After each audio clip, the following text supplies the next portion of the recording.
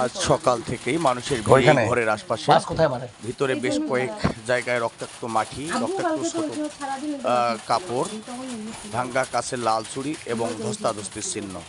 সব কিছুর ছোড়া টোরা নাই আলামত, তো না? কোনো জনমনে কিছু নাই? প্রশ্ন। ঘটনাটি রাজারহাট থানার অদূরেই ফুলিয়াতারি প্রাইমারি স্কুল হয়ে চাকরিপেশা দাখিল মাদ্রাসা যাওয়ার পাকা সড়কের পাশে জোড়া বটগাছের পাশের একটি পরিত্যক্ত টিনের চালার ভিতরের ঘটনা। প্রত্যক্ষদর্শীরা বলছেন, কাপড় কই? শুধু এই ঘরেই নয়, আশপাশেও ও, অনেক রক্তের দাগ রয়েছে। অনেকে বলেছেন যত কোনো রক্তাক্ত মহিলাকে কাপড়। এখানে নিয়ে এসে মেরে ফেলার সন্দেহ করা হচ্ছে।